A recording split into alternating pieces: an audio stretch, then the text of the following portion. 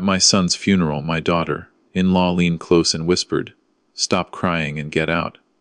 The day I buried my son, I thought nothing could hurt me more than the weight of that coffin. I was wrong.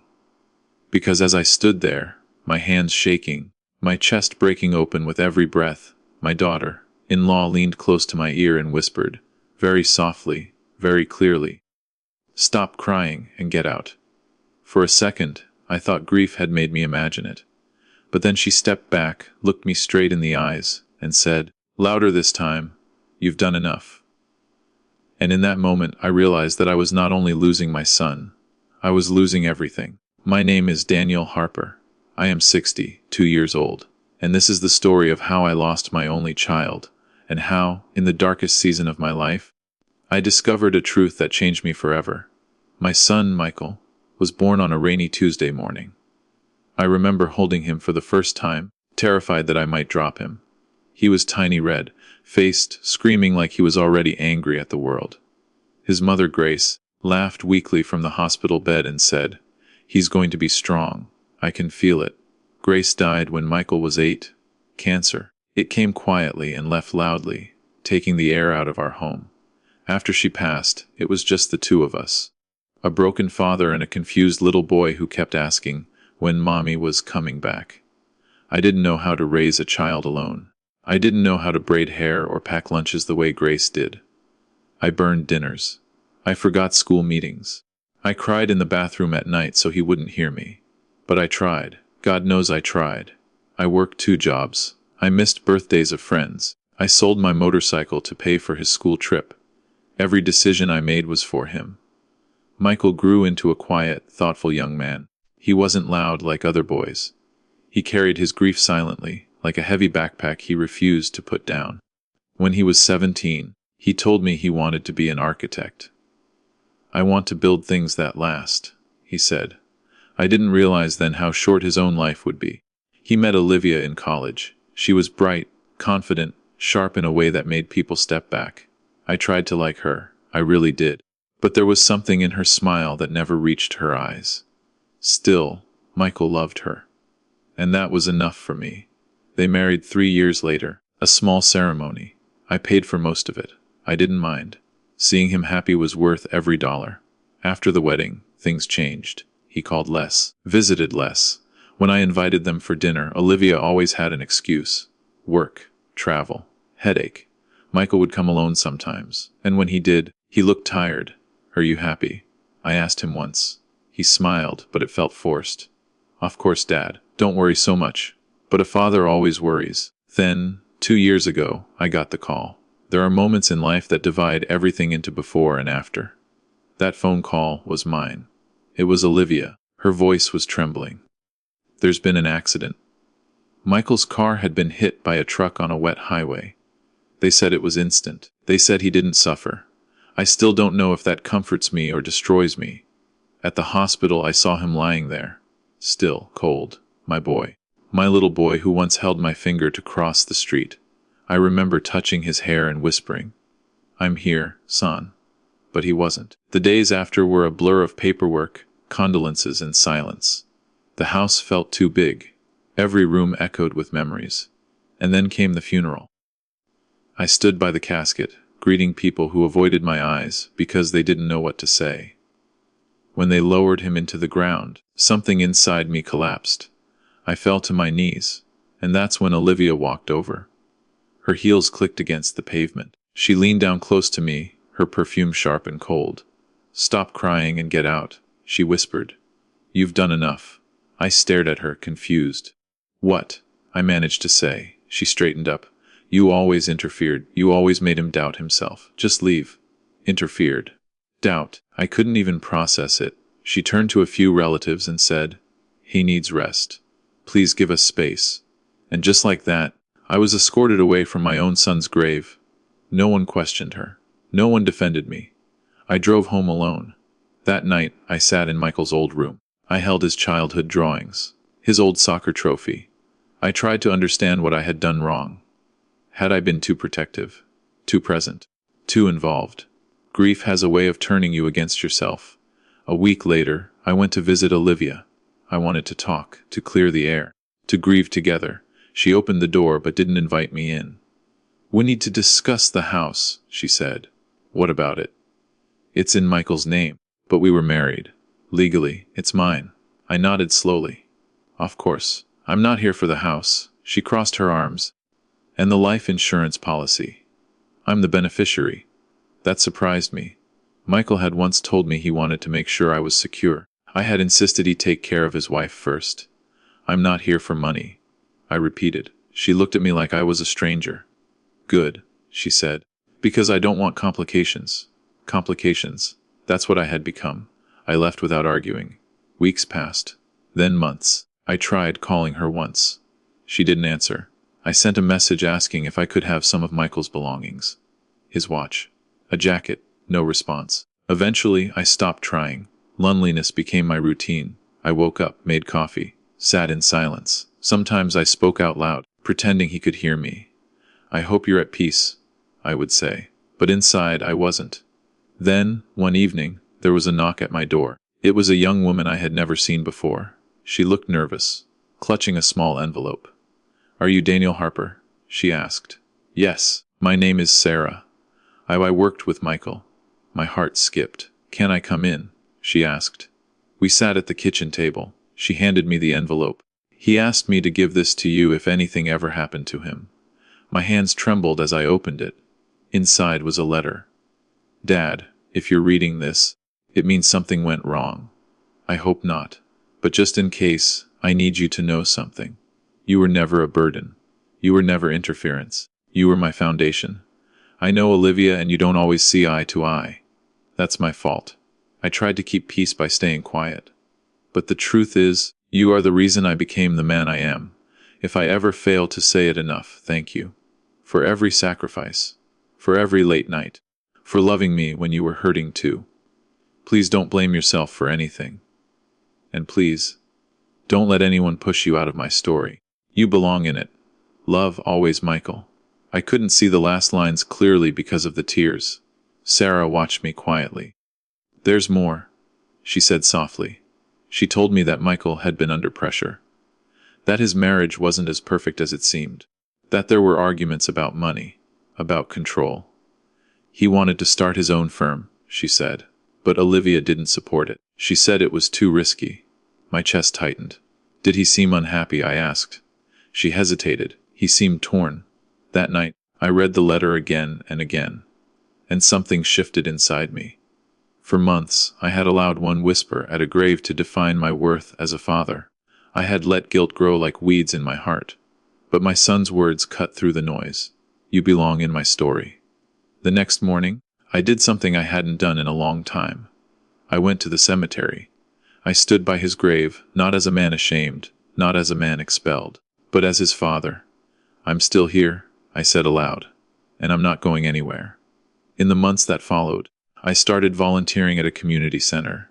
They needed someone to teach basic carpentry to teenagers. The first day, I almost didn't go. What did I have to offer? But when I saw those boys, some angry, some lost, I saw pieces of Michael. I taught them how to measure twice and cut once. How to sand wood until it was smooth. How to fix mistakes instead of hiding them. Slowly, the house didn't feel as empty. One afternoon, a boy named Ethan stayed behind. "My dad left when I was 5, he said casually, pretending it didn't matter. "I don't really know how to do guy stuff." I handed him a hammer. "Neither did I said. "But we learn." As months turned into a year, the pain didn't disappear. Grief doesn't vanish. It changes shape. On the anniversary of Michael's death, I received another surprise. A legal notice.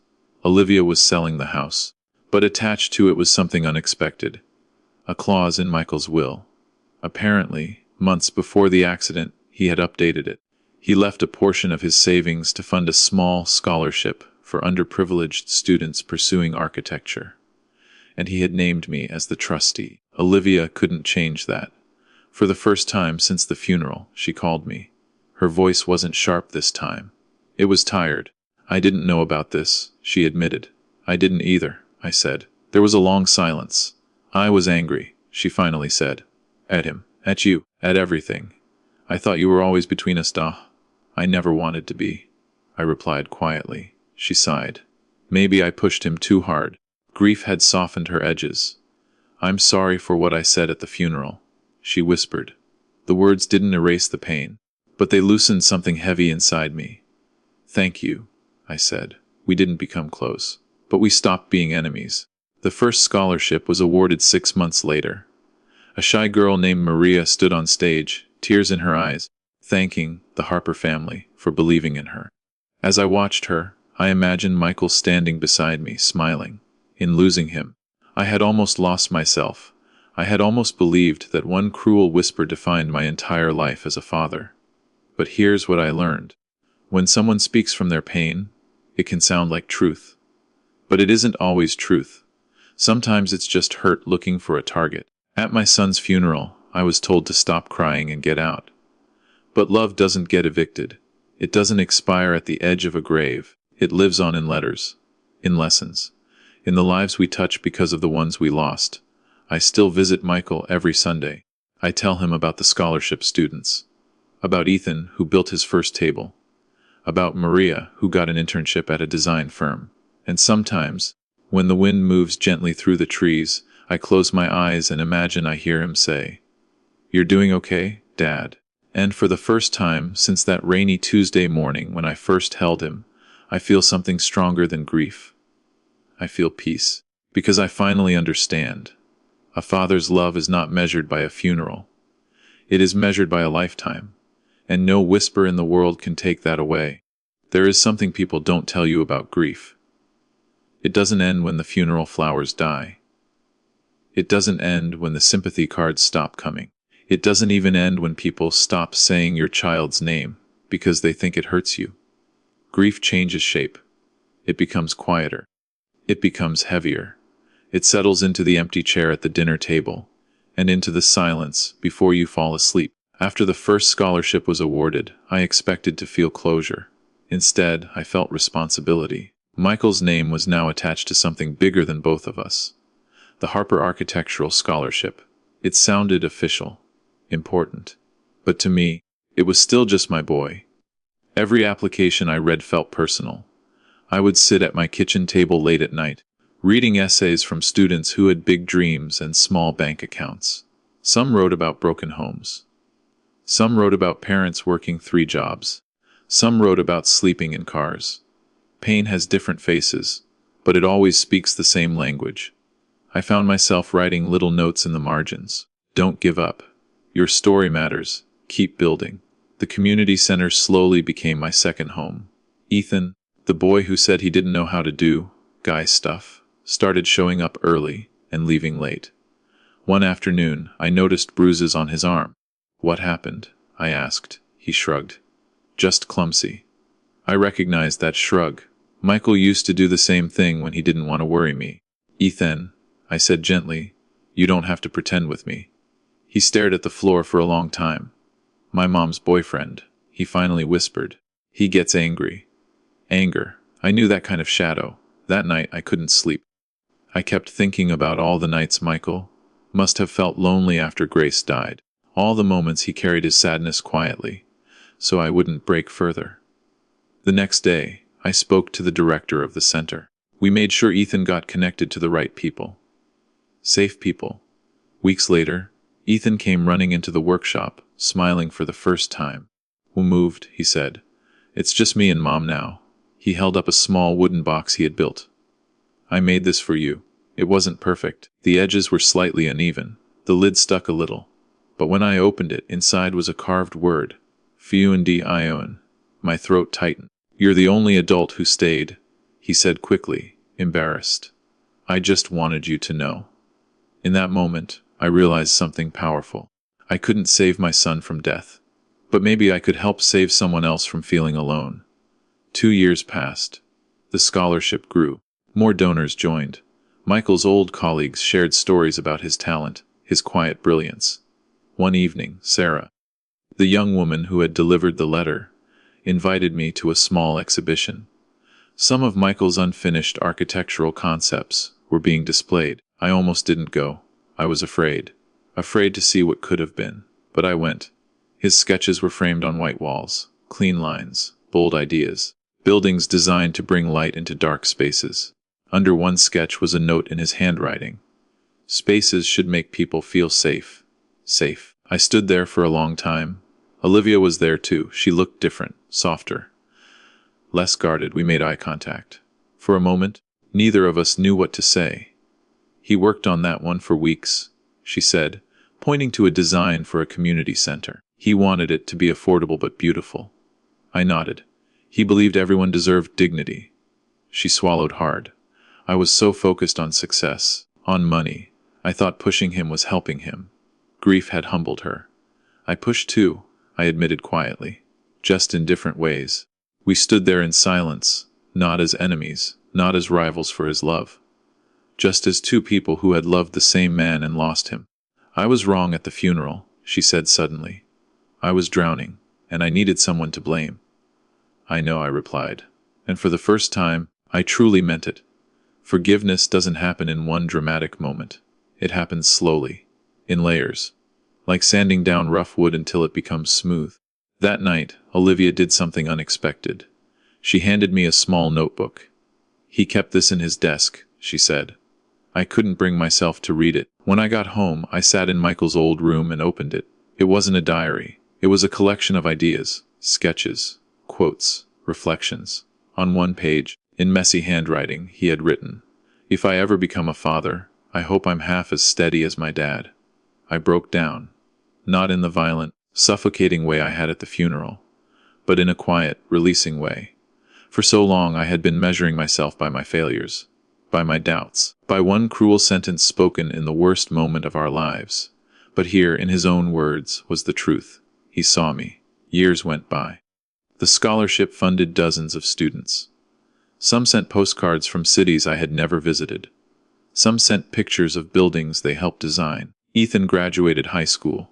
He didn't choose architecture. He chose social work. "I want to be the adult who stays," he said. I smiled. Michael would have liked him. On the 5th anniversary of the accident, I did something I had avoided. I drove down the highway where it happened. The road looked ordinary. Cars passed. Life moved. There was no sign that anything tragic had occurred there. I pulled over safely and sat in my car. For years I had replayed that accident in my mind. Imagined different outcomes, different timings, different choices. What if I had called him that night? What if he had left 5 minutes later? Grief loves. What if? But standing there, watching the world continue, I realized something gentle and painful at the same time. Life doesn't rewind. It only moves forward. And we move with it, whether we want to or not. I closed my eyes and whispered, "I release you." Not from love, but from guilt. I drove home feeling lighter than I had in years. When I turned onto my street, I saw something that made me stop the car. On my front lawn stood several young adults, holding tools and paint cans. Maria stepped forward, smiling. "We're here to fix your porch," she said. "It's been crooked for months." I laughed for the first time in a long time. They spent the entire afternoon repairing, sanding, painting. The house that once felt like a museum of memories slowly began to feel alive again. Before they left, Maria handed me a small plaque. It read, "In honor of Michael Harper.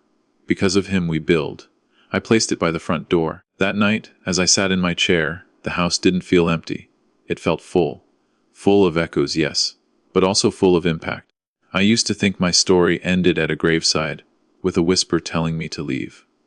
I used to think that losing my son meant losing my purpose. But here is what I have learned. Pain can either close your heart or crack it open wide enough to hold others. I could have chosen bitterness.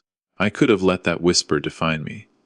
Instead, I chose to stay, to show up, to keep loving. If you are listening to this and you have lost someone, I want you to hear me clearly. Your grief does not make you weak. Your tears do not make you unwanted. And no one has the authority to push you out of the story of someone you loved. Love is not possession. It is presence. My son is not here to call me anymore, but he is here in every student who dares to dream. He is here in every nail hammered straight by trembling hands. He is here in every young person who learns that someone believes in them. The day I buried my son, I thought my life was over. Today, I understand something different, Some lives are short, but their impact can be endless. And sometimes, the greatest revenge against despair is choosing to build anyway. I still visit his grave. I still cry sometimes. But I no longer hear that whisper telling me to get out. Instead, I hear a quieter voice. Steady, loving, proud. You're still my dad, and that is more than enough. There is one more part of this story that I have never told anyone. For years, I believed the accident was just that, an accident, a wet road, a speeding truck, bad timing. But about 6 years after Michael's death, I received a call from a number I didn't recognize. The man on the other end introduced himself as Officer Raymond Cole. He had recently reopened several old traffic cases due to procedural errors in the department. "There's something you should know," he said carefully. "About your son's accident."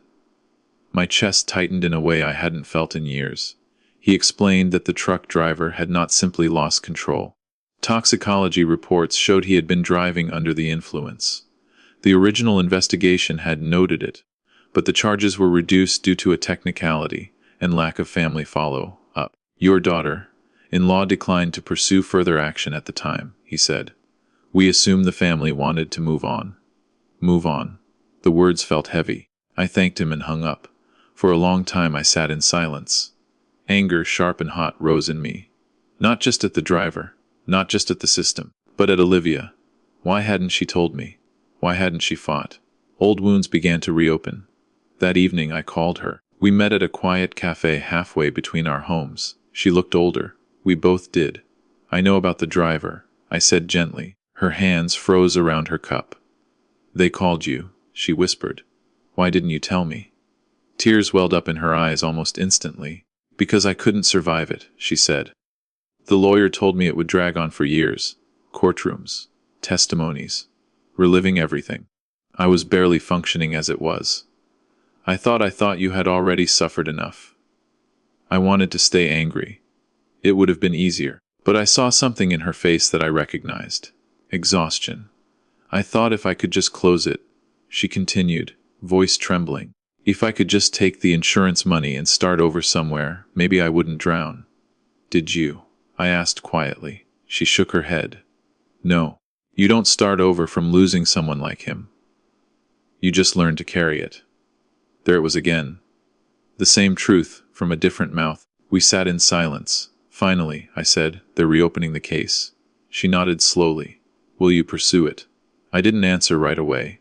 For years, I had imagined justice as something that would bring peace. A courtroom verdict, a punishment, a sense that the world had balanced itself. But I also knew what court would mean. Headlines, old wounds, public pain. That night I walked alone through a park near my house. I thought about Michael's words. "Don't let anyone push you out of my story." Was revenge part of his story? Or was building something better part of it? The next week, I met with Officer Cole. "I want accountability," I said. "But I don't want destruction." The driver, it turned out, had since lost his license. He had entered rehabilitation. He had a family. That complicated everything. Eventually, there was a settlement, a public acknowledgement of fault. Community service. Mandatory speaking engagements about the consequences of driving under the influence. It wasn't dramatic. It wasn't cinematic. But it was honest. One afternoon, months later, I attended one of those speaking events quietly, sitting in the back. The driver stood at a podium, hands shaking. "I killed someone," he said plainly. "And I live with that every day." He spoke about regret, about a single bad choice that shattered multiple lives. I expected to feel hatred. Instead, I felt something unexpected, sadness, because one reckless moment had destroyed more than just my family. It had destroyed his too. After the event, he approached me. He recognized me from a photo shown in court. "I'm sorry," he said, voice breaking. "I know that doesn't change anything." "No," I replied. "It doesn't." We stood there, two older men bound by a tragedy neither of us could undo. "But make it mean something," I said finally. "If you speak, speak honestly. If you warn others, do it with everything you have. That's the only thing left to do." He nodded, crying openly. I walked away feeling something I hadn't expected. Not satisfaction. Not victory. Release. Forgiveness is not saying what happened was okay. It is choosing not to let it poison what remains of your life. Years continued to pass. My hair turned completely white. My hands grew slower in the workshop. The scholarship fund expanded beyond architecture. We added design, engineering, community planning. Michael's name traveled farther than he ever physically could. One winter evening, Ethan, now a full-grown man, knocked on my door again. But this time, he wasn't alone. Beside him stood a little boy, maybe 5 years old, hiding shyly behind his leg. "This is Noah," Ethan said proudly. "My son." My heart nearly stopped. Noah stepped forward and handed me a crumpled drawing. It was a picture of a house. Crooked windows. A bright yellow sun. "My daddy says you help build things," Noah said. I knelt down slowly. "I try," I smiled. Ethan looked at me with tears in his eyes. "I wouldn't be the father I am without you," he said quietly. The weight of those words settled deep in my chest. For so long, I thought my legacy had been buried in the ground beside my son. But legacy isn't blood alone. It is influence. It is presence. It is staying when leaving would be easier. That night, after they left, I went into Michael's room one more time. I no longer kept it frozen in time.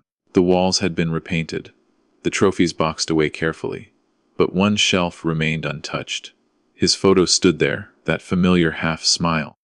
"I think you'd be proud," I said softly, and for the first time in many years, I didn't feel like I was talking to silence. I felt connected, not through pain, but through purpose. Now, as I tell you this story, I am 73 years old. My steps are slower, my mornings quieter, but my heart is steadier than it was on that terrible day at the funeral. I sometimes think back to that whisper, "Stop crying and get out." Those words once felt like a door slamming shut, but now I see them differently. They were not an ending. They were a crossroads. I could have stepped out of life, stepped out of hope, stepped out of love. Instead, I stepped deeper into it. If you are listening right now, carrying your own grief, your own unfair loss, I want you to understand something. The worst moment of your life does not get the final word. Not unless you give it permission. Yes, you will cry. Yes, you will break. Yes, there will be whispers from others, from society, even from your own mind, telling you to withdraw, to harden, to disappear. But stay. Stay in the story. Stay in love. Stay in purpose. Because sometimes the greatest tribute to the ones we lose is not how loudly we mourn them, but how bravely we continue because of them. At my son's funeral, I thought I had been pushed out. Today, I know the truth. Love doesn't end at a grave. It multiplies in the lives you choose to touch afterward. And as long as I am breathing, I will keep building. Not because I am strong, but because I was loved by a son who taught me how to be. There is something else I have learned in these long, quiet years. Grief never truly leaves you. It just changes seats. At first, it sits in your chest, heavy and crushing. Then it moves to your throat, tightening every word. Later, it settles behind your eyes, showing up unexpectedly when you hear a familiar song or see a father and son walking side by side. But if you let it, grief can also sit beside gratitude. That took me a long time to understand. When I turned 75, the community center organized a small gathering. I told them not to make a fuss. I said I was too old for candles and speeches. They ignored me. The workshop was decorated with simple paper banners. The smell of fresh wood filled the air. Students I had mentored over the years stood shoulder to shoulder, architects, designers, teachers, social workers. Ethan stood near the front with Noah, who was no longer 5, but 10, tall and curious. Maria had flown in from another state. She now worked on affordable housing projects for low-income families. Sarah was there too, still carrying that calm strength she had the day she handed me Michael's letter. They asked me to sit. I don't like being the center of attention. I never have. Maria stepped forward first. "I wouldn't be standing here," she said, her voice steady, "if someone hadn't believed in my potential when I couldn't afford to believe in it myself." Then Ethan spoke. When I was a scared kid with bruises I tried to hide, he didn't look away. He didn't try to fix everything with big speeches. He just stayed.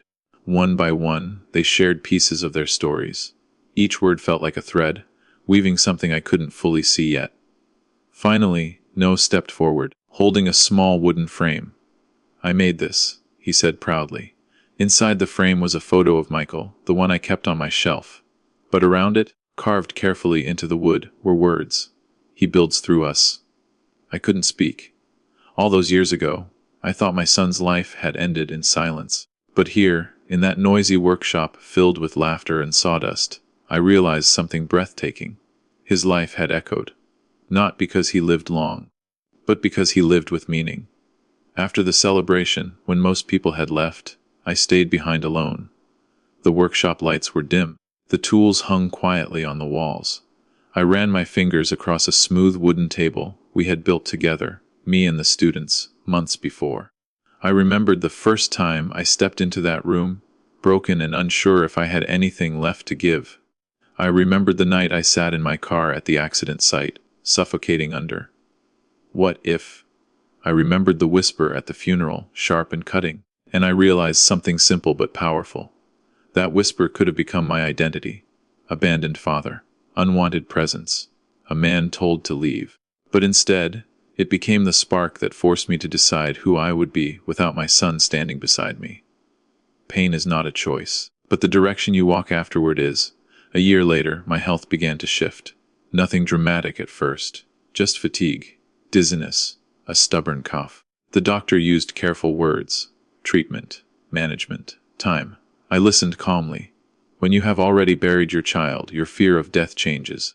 It no longer feels like a monster hiding in the dark. It feels like a quiet room waiting at the end of a long hallway. I didn't tell many people at first, but news has a way of traveling. One afternoon, Olivia came to see me. We hadn't spoken much in recent years. Our relationship had become something gentle and respectful from a distance. She sat across from me in my living room, her hands folded tightly.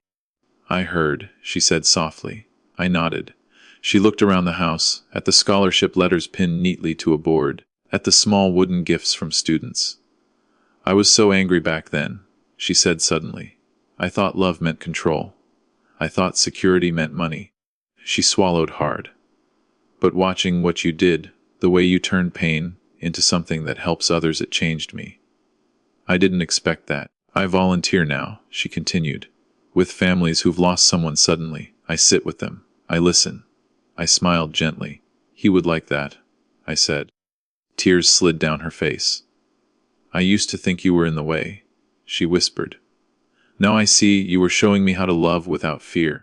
We sat in silence, not as rivals, not as strangers. Just two people who had learned the same lesson the hard way. In the months that followed, I spent more time writing. Not a book, just letters. Letters to Michael. Letters to the students.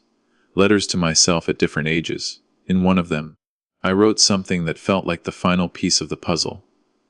"You were never mine to keep. You were mine to guide." That sentence freed me. Children are not possessions. They are chapters. Beautiful, unpredictable chapters that shape the story, but do not control the ending. On my 78th birthday, I visited the cemetery once more. The air was crisp. Leaves rustled softly. I sat on the small bench near his grave and placed my hand on the stone. "I'm not afraid anymore," I said quietly. "Not of death, not of loneliness, not of whispers." Because I understood something now that I didn't understand the day I fell to my knees at his funeral. Love is not measured by how long someone stays. It is measured by how deeply they change you. And Michael had changed me completely. As I stood to leave, I noticed a young father a few rows away, holding a little boy's hand. They were visiting another grave. The boy looked confused, tugging gently at his father's sleeve. "Why can't he come back?" the child asked. The father knelt down, struggling for words. I hesitated for a moment. Then I walked over slowly. "I don't mean to intrude," I said gently. "But sometimes the ones we lose don't come back in the way we expect." The father looked at me, eyes red. "They come back," I continued, "in the way we live, in the way we love, in the way we choose kindness instead of bitterness." The little boy looked up at me. "Like magic?" he asked. I smiled. "Yes," I said softly. "Like magic you can't see, but you can feel." As I walked back to my car, I realized something beautiful. My story had started with a whisper telling me to get out. but it ends with a quiet truth. I was never being pushed out. I was being pushed forward, forward into purpose, forward into forgiveness, forward into becoming the kind of man my son believed I already was. If this is the last thing you hear from me, let it be this. When the worst day of your life comes, and for many of us, it does, you will feel like the ground has opened beneath you. You will feel unwanted, unseen, broken beyond repair. But stay. Cry if you need to. Scream if you must. But stay, because somewhere ahead, in a workshop filled with sawdust, in a scholarship letter, in a child who learns how to build instead of break, you will discover something extraordinary. That even after unimaginable loss, you can still create, you can still forgive, you can still love. And sometimes the most powerful answer to get out is simply choosing to remain.